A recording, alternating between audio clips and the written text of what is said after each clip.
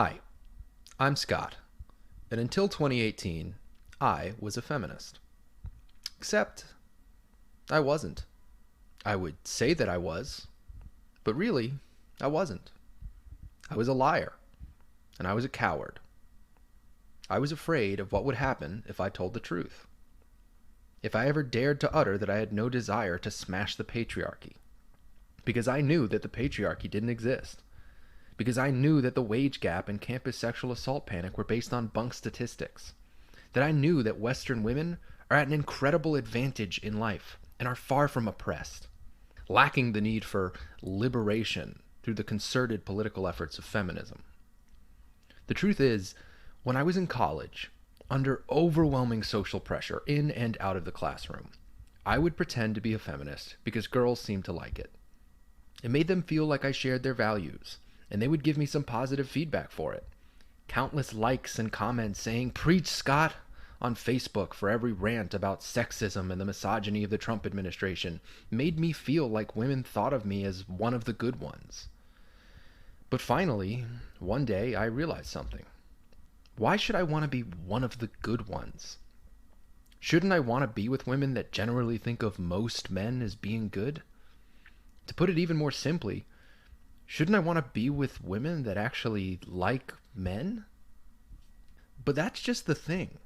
Modern day feminism teaches women that men are patriarchal oppressors and their natural enemies. And it showed in the way that the very girls whose attention I was seeking through my faked feminism would constantly say things like, "Men are trash, God, I hate men, God, it feels so good to put men in their place." In retrospect, I realized that these women would never truly like me, no matter what I said or did, because they were broken, bigoted messes of human beings. They never did take their appreciation of my feminist rhetoric so far as to actually date me, as I had very foolishly hoped. And looking back, I'm glad that was the case. Because had what I was doing actually worked, it would have reinforced a system of me denying reality and my true thoughts, values, and identity for the sake of what?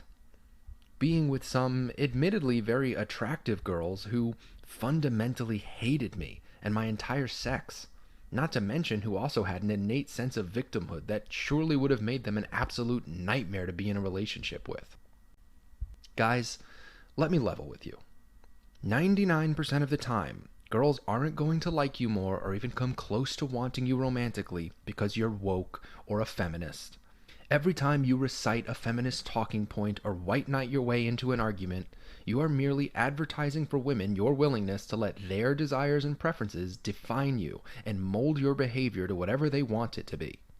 You are making yourself look weak, and women do not like weak men.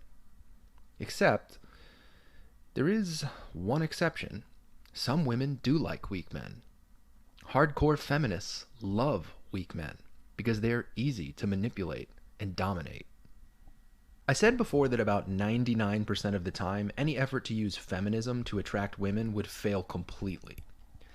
But 1% of the time, you might actually find that it does get you some attention from women. Even more rarely, if you really debase yourself, if you really pretend that all men are terrible and that your life is dedicated solely to the destruction of the patriarchy and the liberation, promotion, and celebration of women, you might even start a relationship with a feminist. To which I tell you, congratulations, my friend. You have managed to attract a woman whose sole reason for being with you is that you never tell her anything that she doesn't want to hear and constantly affirm her deluded sense of victimhood while apologizing nonstop for your being a member of the oppressor sex. Guys, I don't care how good she looks. I don't care if she is Scarlett Johansson or fucking Kate Upton levels of hot. No woman is worth taking on the identity of a meek, self-hating apologist who spends his days giving constant affirmation to women with the emotional maturity of a 16-year-old so that he can get a crumb of pussy. It's not worth it. Ever. Period. I'll leave you with this. Men naturally seek to be protective of women. And deep down, women like it when men are protective of them. Some men think they can do this by spouting feminist rhetoric ad nauseum and shielding women from reality and the truth about feminism and the nature of men and women. But actually, When you tell a privileged Western woman that she isn't oppressed, that feminism's talking points are false, and that she is already a liberated woman with full agency over her life, her successes, and her failures, you are being protective. You're protecting her from herself and from a society that has taught her to believe that she is a victim. You're protecting her from sliding ever further into a mentality that will prevent her from improving herself and taking control of her own life. Debunking feminism, telling women the truth about the world and about yourself, who you truly are and what you honestly think, may not be very feminist of you, but it is deeply pro-woman of you. Because pretending to be a feminist isn't good for you or for women who you may want to be with. To be truly pro-woman, you need to tell the truth to women. Even more simply, to be a good man or just a good person, you need to be honest. So don't do what I did. Don't lie about being a feminist.